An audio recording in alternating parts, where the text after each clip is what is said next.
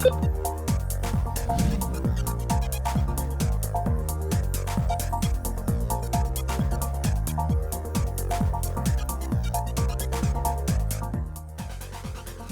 now, from the CFTK-TV studios, this is Open Connection with your host, Robert Pictou.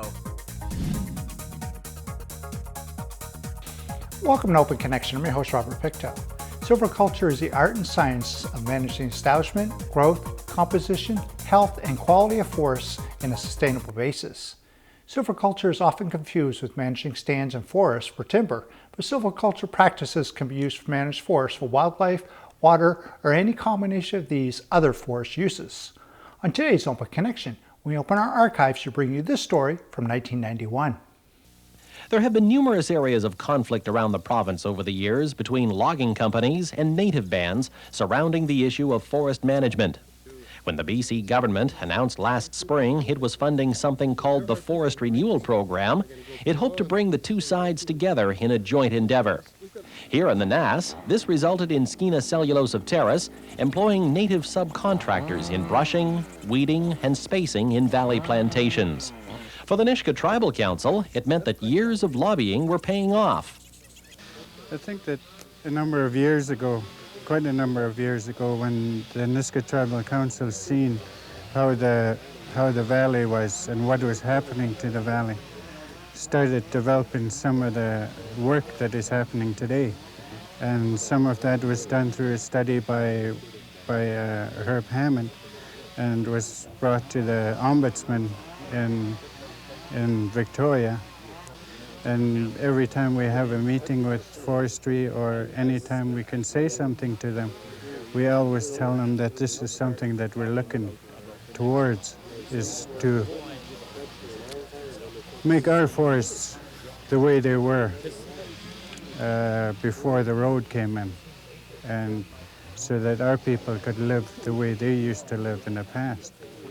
And what you see right now is through the work of forestry and through the work of the company and a lot of work by the Nisga'a Tribal Council. In a nutshell, what it means is that rather than having Skeena Cellulose hire an outside contractor, who then might employ a few area natives to do the job, local native contractors are signed to do the work with their own crews and their own financing. So they're involved in the decision-making and planning. Tribal Council spokesman Nelson Leeson says he can envision this being used as an example for other resource industries. I think that as time progresses, you're going to find that as we work together jointly in these efforts to try and achieve the end results we are after are all the same. That is going to be really beneficial to everybody. And I think we could be an example to a lot of the other areas that are dealing with the same sort of issues when it comes to resource development. There are all kinds of resource type activities that can take place on the land. And if you do it in a coordinated effort, it's more beneficial to us. We know exactly what's going on, and I think that a lot of other resource sectors have a role to play in what we're doing. Because whether it's fisheries, whether it's any other kind of developments that might take place, there has to be allowance for that. And that's what we're looking at when it comes to the tribal council efforts. For the forest company involved, Skeena Cellulose, hiring locally available workforces made a lot of sense. It's something that's evolved over the last few years. We've always had small native crews working for us in planting and in stand tending to a lesser extent. And I suppose it was a little frustrating for the company having to bring companies in from out of town and as far away as Vancouver in a lot of cases to do the work when we knew that there were a lot of people in this area that were unemployed. So we've actually taken the initiative in a lot of cases to bring crews together. We've held small training courses for the crews.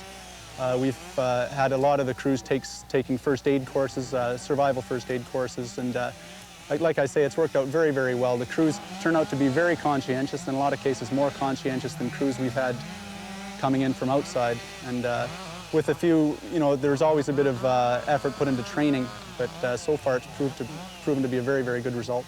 The Nisga'a are trained through the Northwest Community College.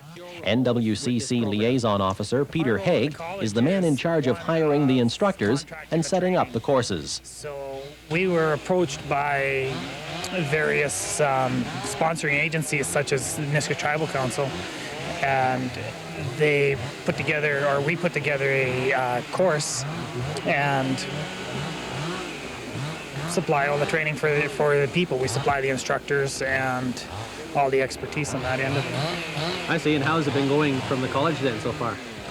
Actually, it's been excellent with the way the Nisga'a Tribal Council has organized everything on their end. It's made it very easy for us because we basically just slot in our instructors once we've identified the training program that they want to follow, and they take care of everything that happens up here. And as far as the college is concerned, we don't, myself, I don't have to travel up there very often or anything to make sure things go on. I run it basically from my terrace office.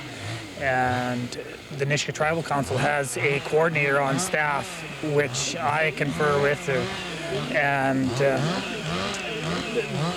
he takes care of everything at this end, and we just keep feeding them the instructors.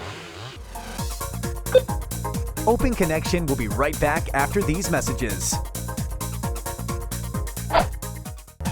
And now, from the CFTK-TV studios, this is Open Connection with your host, Robert Pictou. Thank you for staying with us. BC has the largest and most diverse public forests in Canada. Managing forests for timber, water, wildlife, recreation, and other values in a sustainable manner involves planning on several management levels.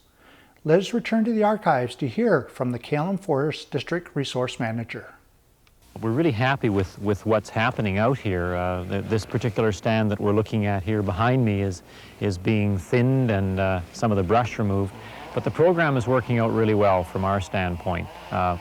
Here in the Nass, there's a lot of people unemployed that were looking for work. There's a lot of stands like this that needed some work. And through the Forest Renewal Program, the provincial government is putting money into the program now, so that we're able to put everything together. And as a result, we've got a really good-sized program here that's providing lots of employment, and they're doing really good work. So we're very, very happy with the results. Skeena Cellulose has hired 5 contractors, 1 in the terrace area and the other 4 here in the Nass. One of these is John Robinson, who employs his son and son-in-law, among others. They have a hard time looking for jobs. So when this one came about, I heard that they might have an opening like for, the tree spacing, brushing, weeding. I thought to myself, I might as well just give it a try and fix the contract. So I went to Skeena Cell, and I applied for the job. He got it, which meant that suddenly he was a businessman and needed capital to get things going.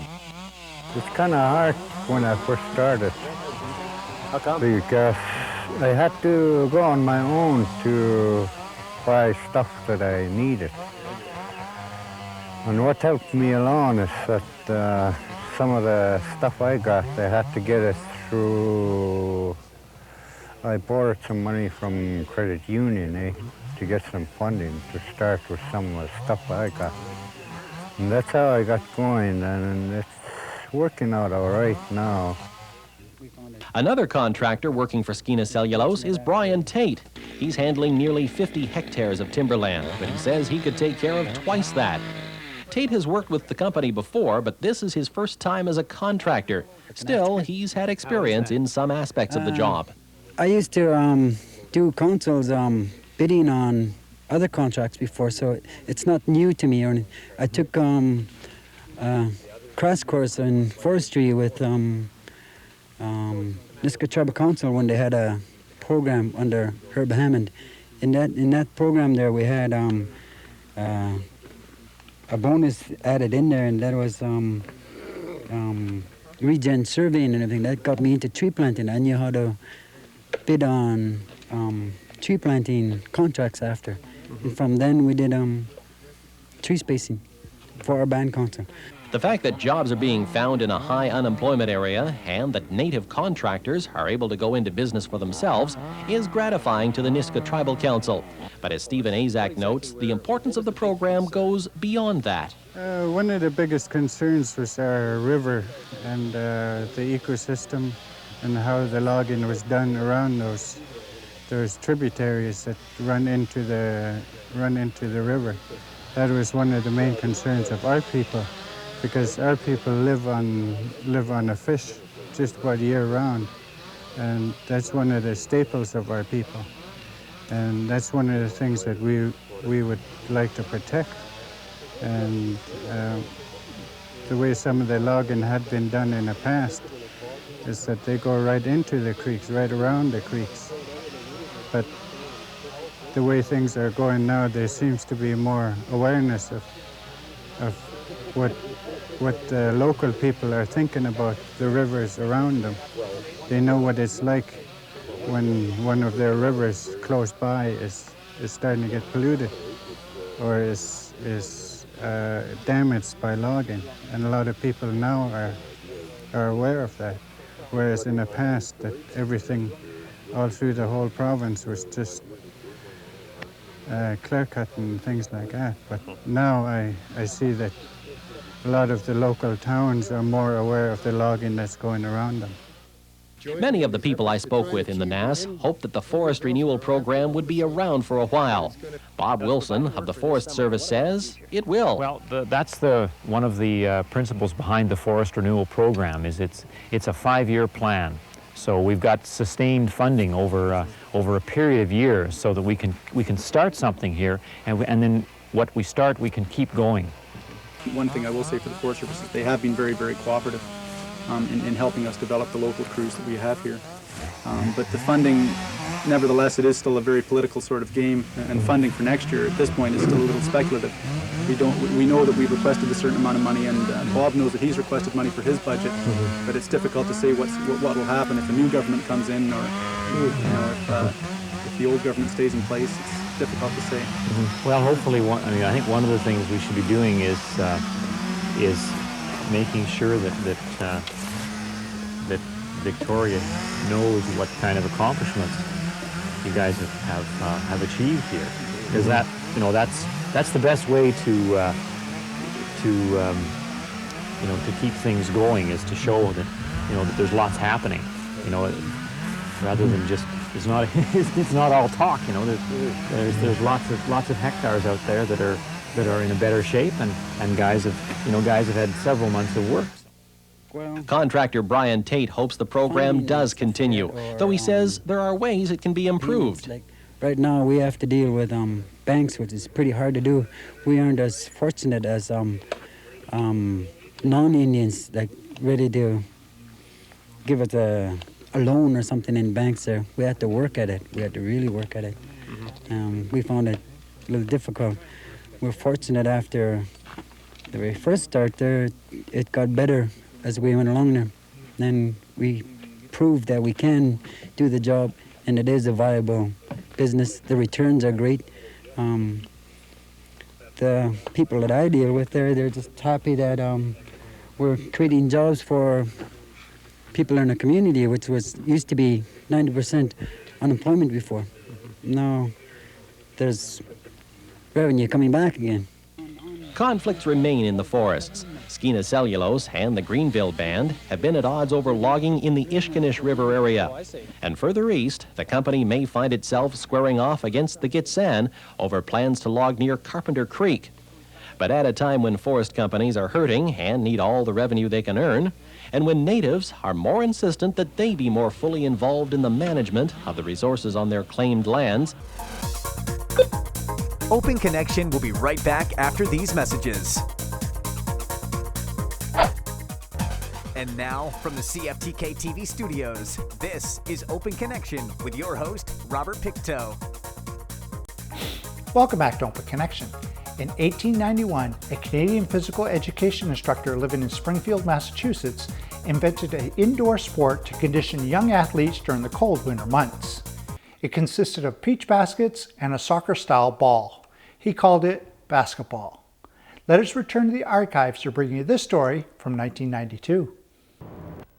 After 33 years, members of the All-Native Tournament Committee have changed, but the committee's duties continue in the same manner they did back in 1960.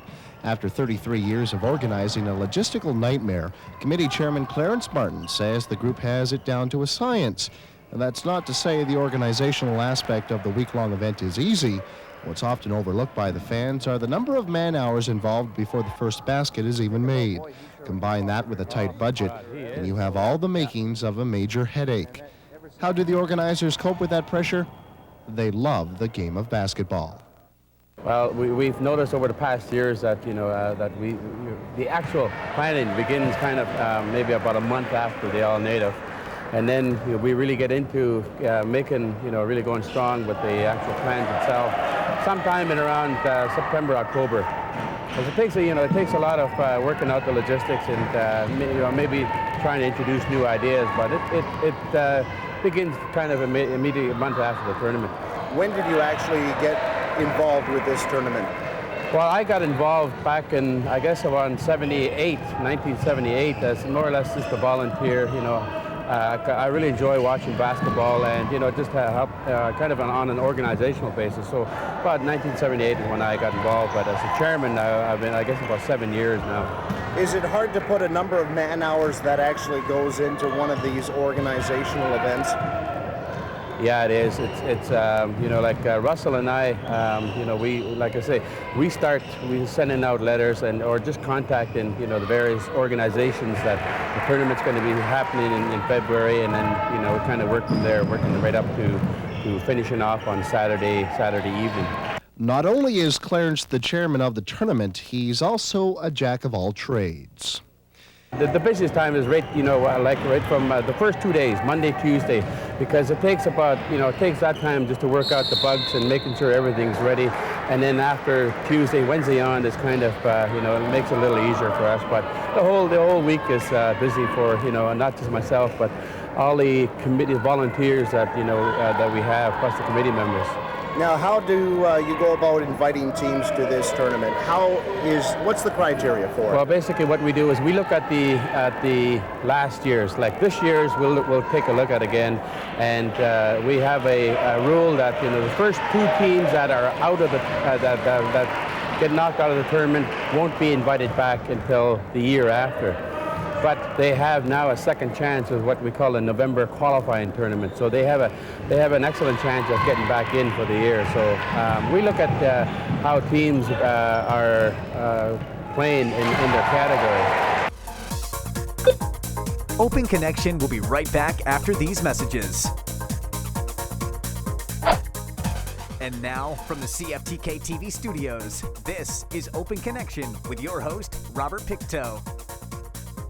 The first tournament was held in Prince Rupert's old Civic Center, located on 2nd Avenue, where the government liquor store is today. The organizers had to ask Prince Rupert businesses for anything they needed on credit. After the tournament was over, the gate money paid off every business and each team was given $200. In this final segment of Open Connection, we discover what is looked for in an all-native basketball committee member. Before basketball is even played, the all-native committee has to be formed. Clarence tells us what is looked for in a committee member. Well, we looked at people's interest in basketball. We stayed away from members representing certain villages or certain areas. What we looked at, is people's commitment to basketball and the organization, so we're very happy with the committee members that we've had over the years, and they're very hard-working people, and that's what we look for. Does it surprise you year after year to see the type of response that you get, not only from Prince Rupert, but from the entire Northwest and teams coming from as far away as Alberta, Alaska, down the Lower Mainland? Does that ever surprise you? Well, it surprised me when I got involved, but after being involved for over the years, it really doesn't. The tournament itself, the players that leave this tournament, are basically our ambassadors. The prime example is what happened to Alberta. They heard about our tournament down in the Lower Mainland, and they wanted to come up really bad. So it's a good. They're our goodwill ambassadors. They talk about our tournament all the time. After 7 years as tournament chairman, Clarence says the event is finally getting the recognition it deserves around the province. we're very proud of what how the media has come up to give us a lot of exposure. We're very happy because it does our community as well as the organization of the tournament itself. And it's good to see that, to have that backing from the media, and it helps our tournament. Who knows? Maybe PSN will come up. It's something that we're hoping, but we're not really pushing it. We're happy with our local media that we have here anyway. Committee member Jim Ciccone says it's hard to juggle his day jobs with the tournament, but it's worth every minute of the effort. Well, it certainly is. I wasn't able to take time off work this year, so I'm trying to juggle work as well as come here. A lot of the tournament members, committee members, take time off work, and they put an awful lot of their own time and their own resources into this tournament. I don't think people realize what they do and the sacrifices they make. Jim, who is better known around the city as Alderman, says it's hard to measure the financial gains of the tournament. Well, I've heard a number of figures, but I've never seen a definitive study, so I'm loath to say it provides $100,000 or provides $2 million. It provides a lot of money, and it provides a lot of enthusiasm in the community. Even if the dollars themselves aren't commensurate with what is spent, there's a perception of things happening. Restaurants are full, hotels are full, there's people taking cabs, there's people at the Civic Center. It provides a good feeling in the community about economic activity and social activity.